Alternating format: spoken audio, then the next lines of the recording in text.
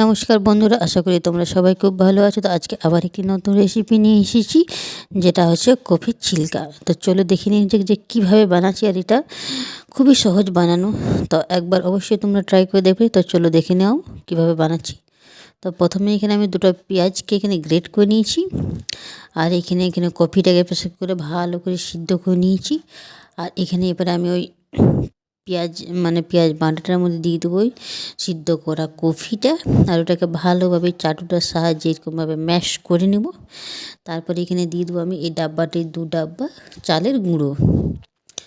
এরপরে এখানে আমি দিয়ে দেবো পরিমাণ মতো নুন, হলুদের গুঁড়ো, জিরে গুঁড়ো, ধনা গুঁড়ো, আর এখানে কিছুটা দিয়ে দেবো লাল লঙ্কার গুঁড়ো। তারপরে এখানে আমি ভালো করে আটা যেমন মাখি ওরকমভাবে এখানে ভালো করে হাতে করে মিক্স করে নেব। কারণ চাটুতে বা কোনো কিছু করলে হবে না, তো সেই জন্য আমি হাতে করে এরকমভাবে ভালো করে মিক্স করে নিচ্ছি। দেখতে পাচ্ছি একদম ম্যাশ হয়ে গেছে, গুড়ের সাথে পুরো মিক্স হয়ে গেছে। তারপরে এখানে দিয়ে দেবো এখানে গরম জল, কারণ ঠান্ডা জলে ভালো হবে না, সেই জন্য আমি গরম জল দিয়ে এরকম পাতলা মতন গুলে নেব, যাতে ছিলকাটা খুব ভালোভাবে হয়। তো এখানে রেডি করা হয়ে গেছে। আর এখানে তাওয়াটা বসিয়ে দিয়ে পরে গরম হয়ে গেছে, তো এখানে 1 চামচ তেল দিয়ে চারদিকে ছড়িয়ে দেবো। আর তারপরে এখানে দিয়ে দেবো ওই ব্যাটারটাকে, আর এখানে 2 চাটু দেবো। আমার চাটুটা একদম ছোটো বটে, আর এইভাবে চারদিকে ছড়িয়ে দেবো, তাহলে একদম পাতলা পাতলা হবে আর খেতেও খুব টেস্ট লাগবে। কারণ পুরোটা অতটা খেতে ভালো লাগে না, তাই পাতলা পাতলা এরকমভাবে হালকা হালকা করে ছড়িয়ে দিতে হবে চারদিকে। তো যখন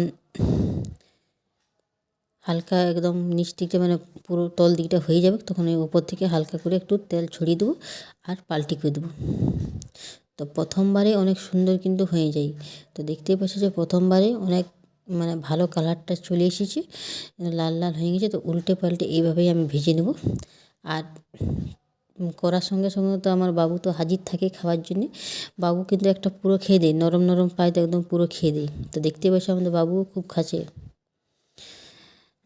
তো এইভাবেই আমি সমস্তগুলোকে করে নেব, ছিলকাগুলোকে সমস্তগুলোকে রেডি করে নেব। তো তোমাদের যদি ভালো লেগে থাকে তো অবশ্যই একবার বাড়িতে ট্রাই করে দেখবে, খেতে খুবই টেস্ট লাগবে। এখন তো সিজনও চলছে বাঁধাকপির, তো অবশ্যই ট্রাই করে দেখবে। আজকের মতন টাটা, বাই বাই।